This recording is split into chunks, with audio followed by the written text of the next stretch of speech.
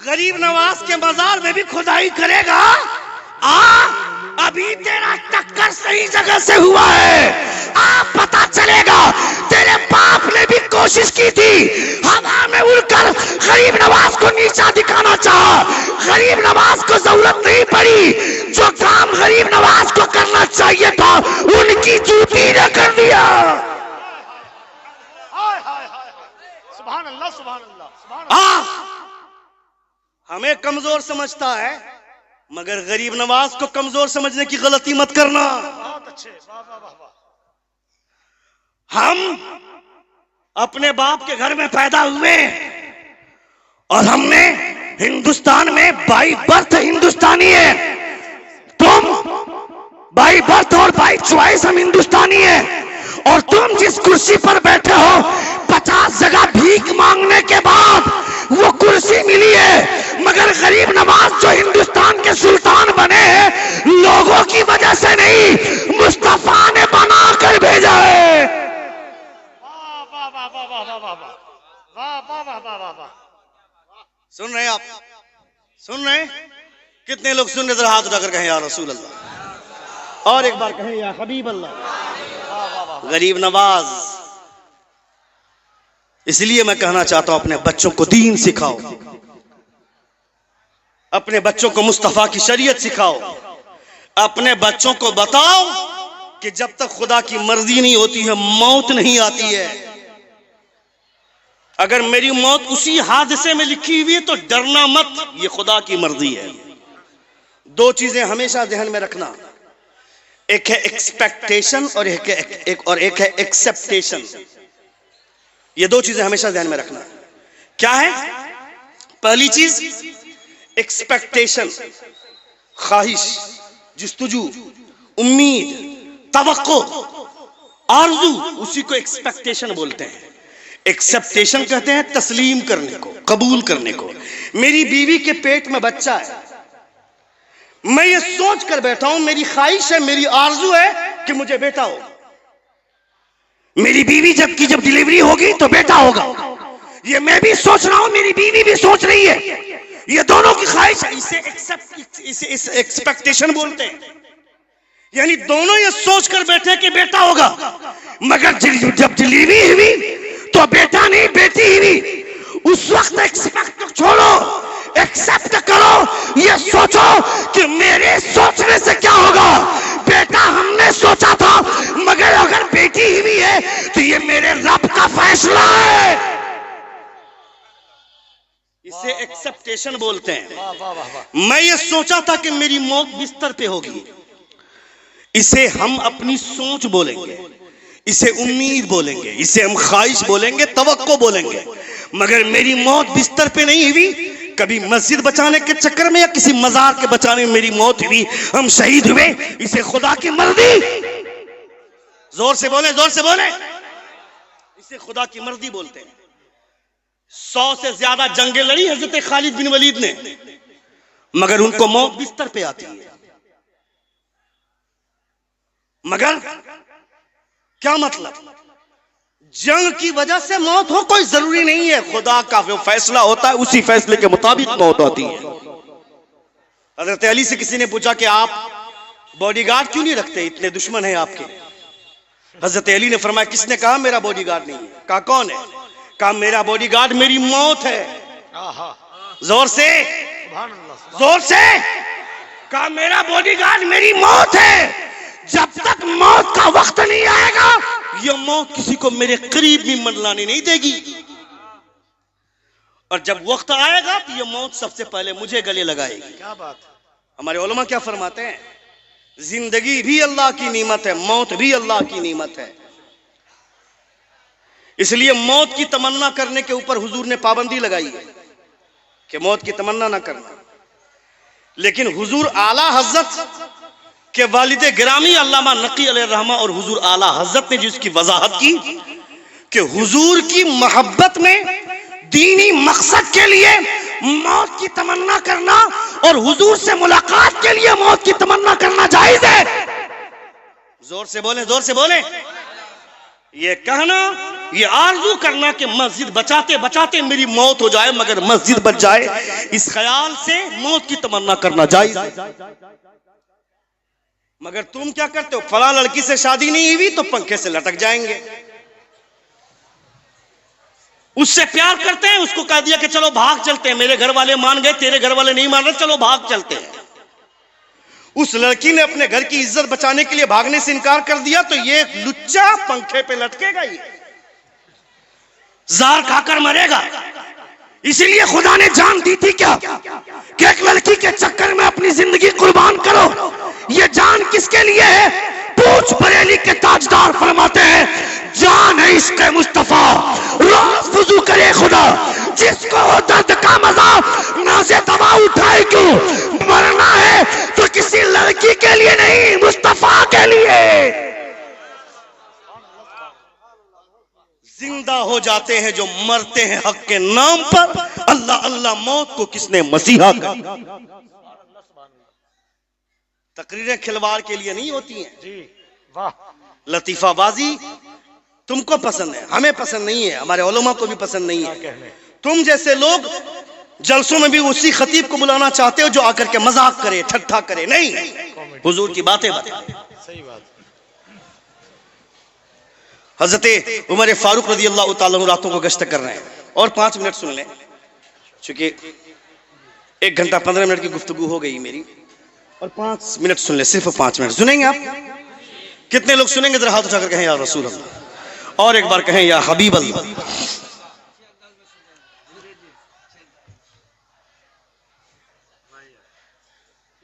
अगर वो वाकई सुभान अल्लाह मेरी बात सुनने के बाद तो दैट आई शुड एक्सेप्ट, लेकिन अगर वो मजाक उड़ाने के लिए तो ये निहायत ही बड़ी बदतमीजी है।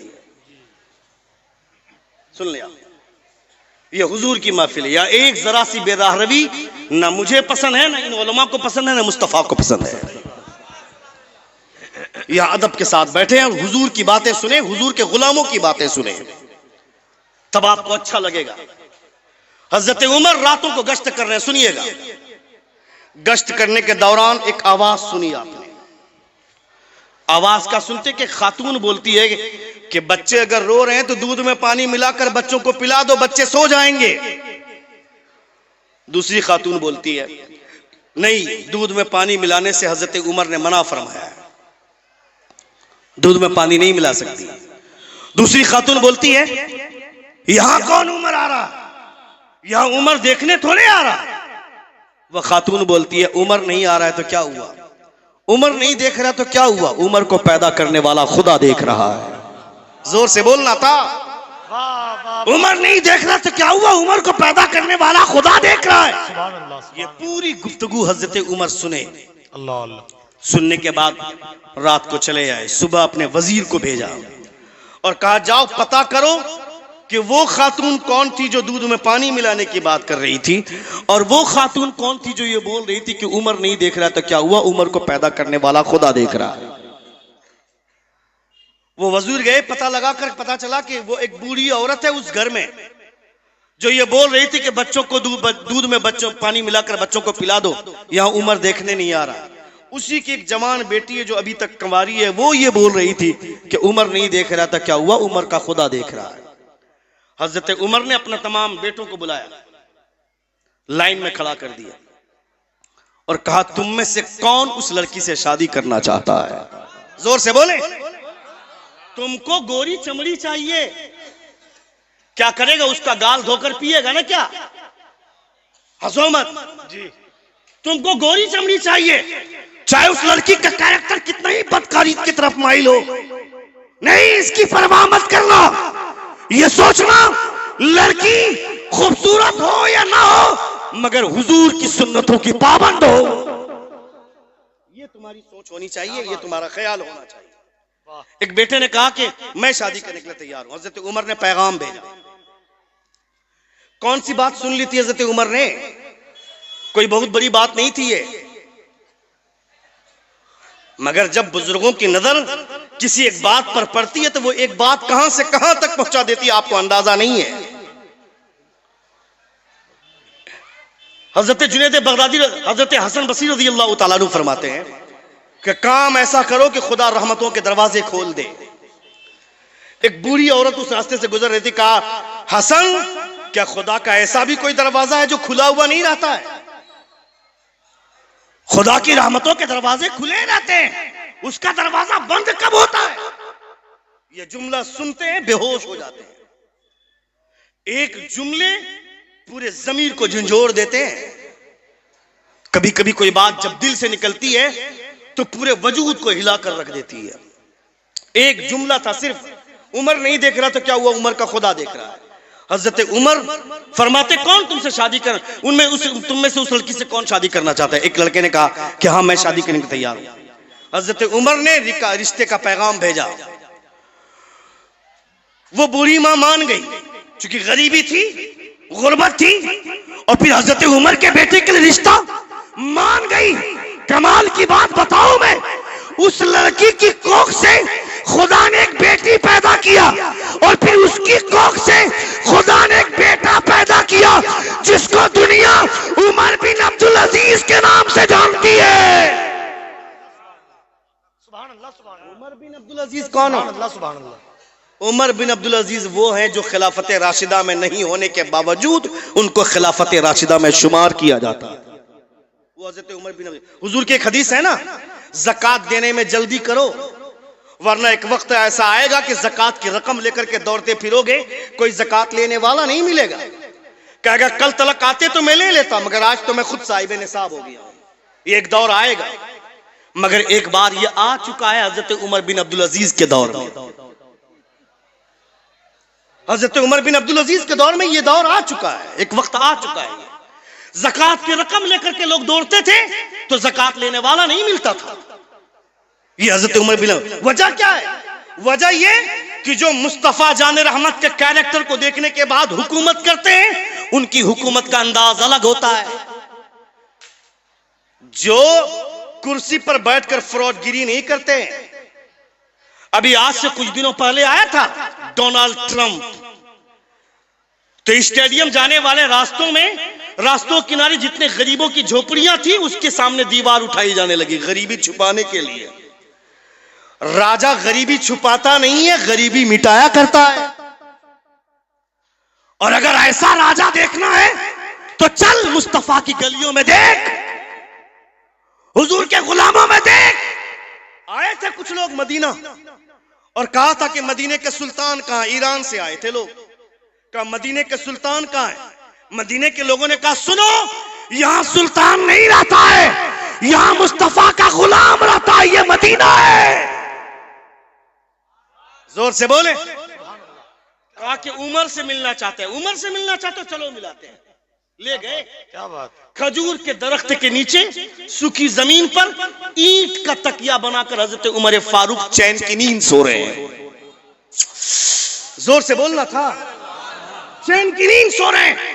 ईरान से आए हुए लोगों ने कहा कि उमर को नींद कैसे आ गई?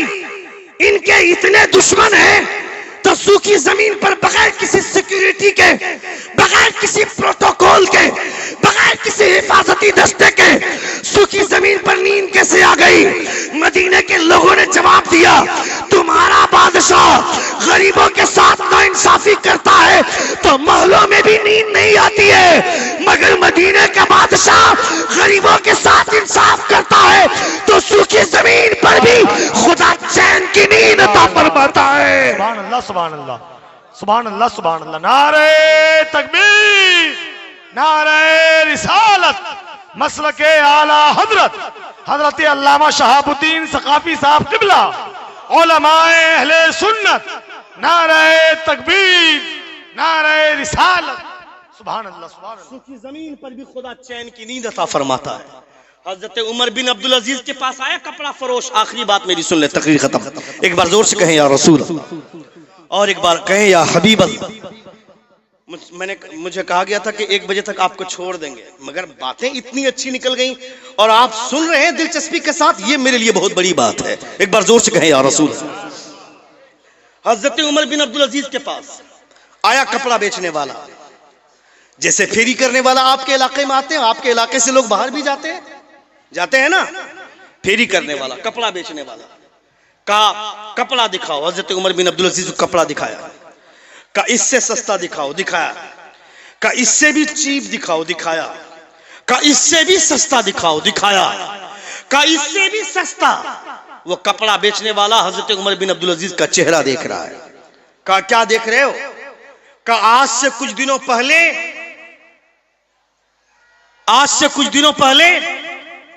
मैं आप ही के पास आया था और आप ये कह रहे थे कि महंगा दिखाओ, मैंने दिखाया था। आपने कहा इससे महंगा दिखाओ, मैंने दिखाया था। आपने कहा था उससे भी महंगा दिखाओ, मैंने दिखाया था। मगर आज सिस्टम उल्टा है। कल आप महंगा कपड़ा मांग रहे थे और मेरे पास जो सबसे महंगा कपड़ा था, कीमती था, मैंने वो दिया था, आपने लिया। और आज सबसे सस्ता मतलब क्या है? जोर से बोले। हजरत उमर का जवाब सुने। हजरत उमर फरमाते हैं उस वक्त मैं बादशाह नहीं था, अपनी मर्जी के मुताबिक महंगा कपड़ा पहनता था। मगर आज मैं बादशाह हूं, इसलिए सस्ता कपड़ा पहनूंगा, इसलिए कि ताकि मेरी रियाया सस्ता कपड़ा पहने तो उसे शर्म महसूस न हो। ये सोचे कि मेरा बादशाह सस्ता कपड़ा पहनता है तो मुझे पहनने में क्या हर्ज है। ये है मदीने वाले सुल्तान के कैरेक्टर को अपनाने वालों का तरीका। मालिक कौनैन है, गोपास कुछ रखते नहीं, दो जहां की नेमतें हैं उनके खाली हाथ में। हुजूर का हाथ खाली है, मगर जब मुस्तफा नवाजना चाहे तो कायनात का खजाना हुजूर नवाज दे। वो मेरे मुस्तफा है। जिंदगी ने फिर कभी वफा की तो इंशाअल्लाह ताला गुफ्तगू होगी। हमारे बोलने में या आपके सुनने में कोई गलती हुई हो, सभी हजरात हमारे साथ मिलकर बावाज़े बुलंद तौबा इस्तग़फ़ार पढ़ें। अस्तग़फ़िरुल्लाह रब्बी मिन कुल्लि ज़ंबिन व अतूबु इलैह। जोर से कलमे शहादत पढ़िए। अशहदु अल्ला इलाहा इल्लल्लाह व अशहदु अन्ना मुहम्मदन अब्दुहु व रसूलुहु। अस्सलामु अलैकुम व रहमतुल्लाहि व बरकातुहू। नजर से मुझको क्या पिला के छोड़ दिया,